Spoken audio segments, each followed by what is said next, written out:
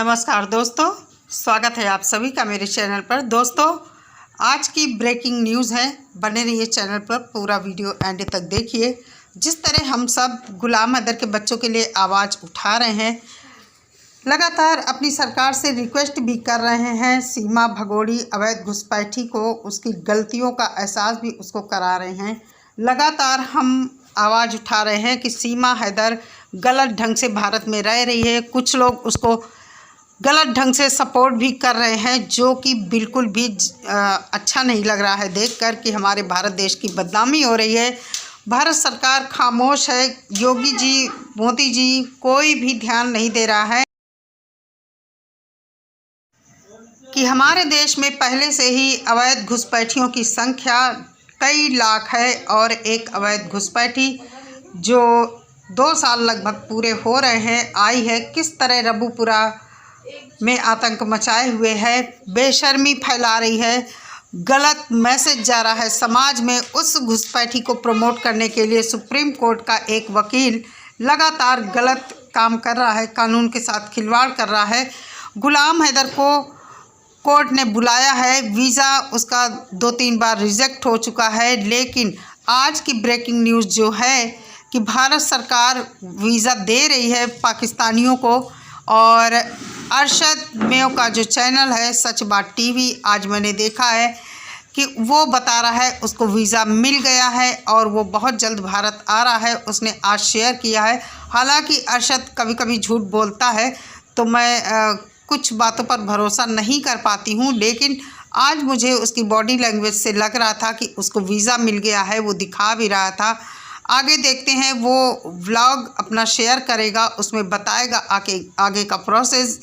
उसने ये भी बताया कि लोगों को अगर नहीं मालूम है कैसे कैसे वीज़ा का प्रोसेस होता है, कैसे अप्लाई किया जाता है, जो भी प्रक्रिया होती है, तो लोग कमेंट करें, हम बताएंगे।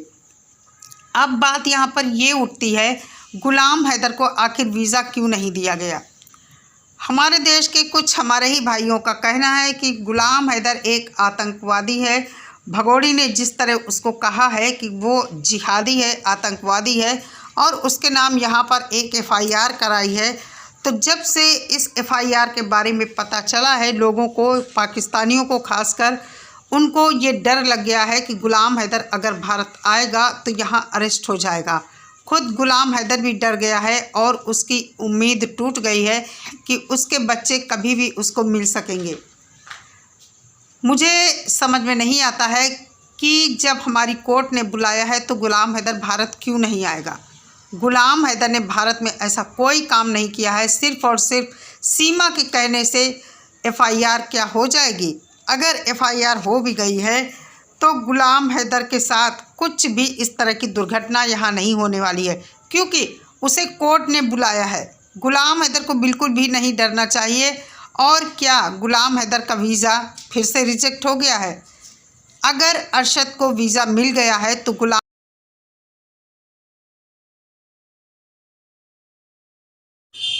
हम लगातार अपने वीडियो में बोलते हैं, रिक्वेस्ट करते हैं भारत सरकार से कि गुलाम हैदर को वीज़ा दिया जाए ताकि वो भारत की कोर्ट में आकर अपना पक्ष रख सके, क्योंकि गुलाम हैदर कोई आतंकवादी नहीं है।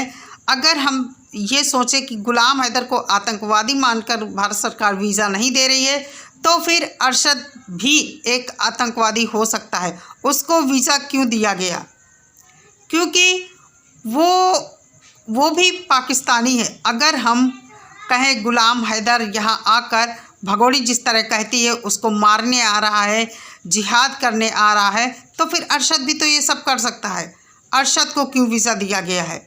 बहुत खुशी हुई अरशद को देखकर कि उसको वीज़ा मिला है। लगातार वो प्रयास कर रहा था अपनी ससुराल आने के लिए, और कुछ लोग बहुत ज़्यादा ट्रोल करते थे अरशद को, क्योंकि कभी कभी वो कुछ चीज़ें अपने चैनल चलाने के लिए जिस तरह की चीज़ें अपने व्लॉग में बोलता था, तो लोग उसे ट्रोल भी करते थे और यहाँ से ऊट पटांग उसको बहुत बोला जाता था। लेकिन हम इस मैटर में बात नहीं करेंगे। हमारा बात करने का मेन टॉपिक ये है कि आखिर अरशद को वीज़ा मिल गया तो गुलाम हैदर को वीज़ा क्यों नहीं मिला। परेशान होने की ज़रूरत नहीं है। जिन लोगों को लग रहा है गुलाम हैदर को वीज़ा नहीं मिलेगा और गुलाम हैदर कभी भारत नहीं आ सकेगा, गुलाम हैदर भारत ज़रूर आएगा, अपने बच्चे भी ले जाएगा और अपना पक्ष भी कोर्ट में रखेगा।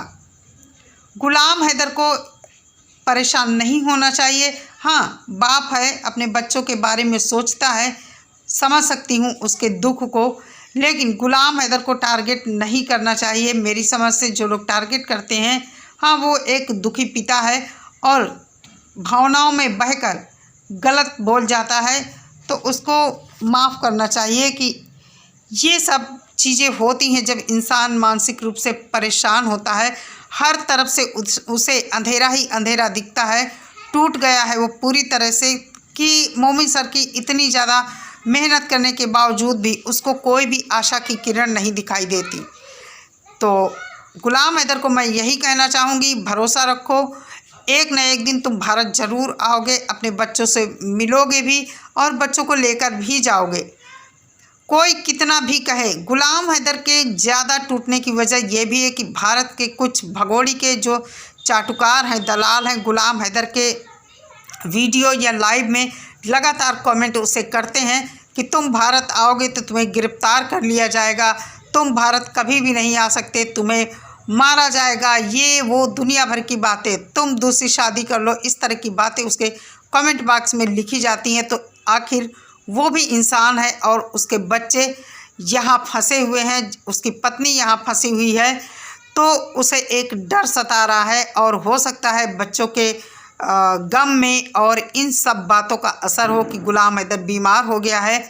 हम सब उसके जल्दी स्वस्थ होने की कामना करते हैं और भारत सरकार से भी रिक्वेस्ट करते हैं कि हैदर को भी वीज़ा दिया जाए ताकि वो भारत में आकर कोर्ट में अपना पक्ष रख सके।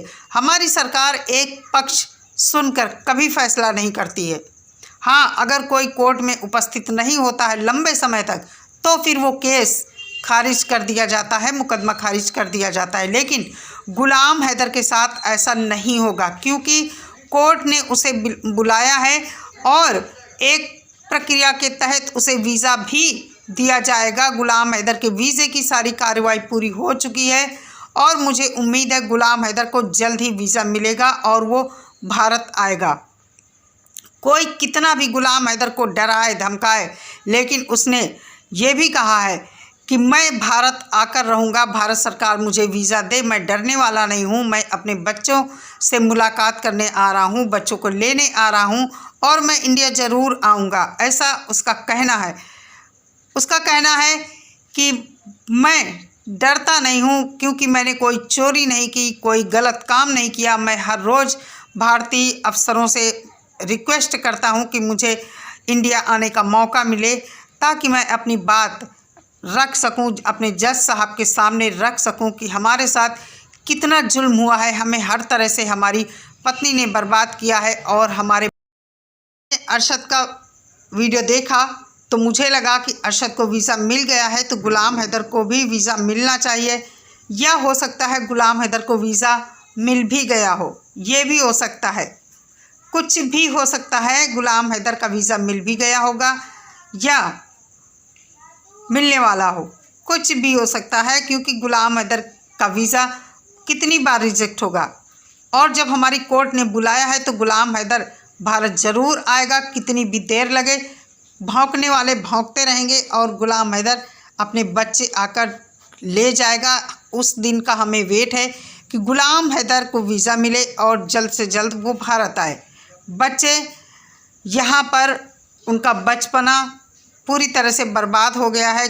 अभी हमने देखा नामकरण के दिन फरहान कितना सुस्त था, बच्चे इधर उधर थे, भगोड़ी तो अपनी अय्याशी में मस्त थी, वकील के साथ और बहुत सारे लोगों के साथ एंजॉय कर रही थी, झूठ परोस रही थी दुनिया के सामने।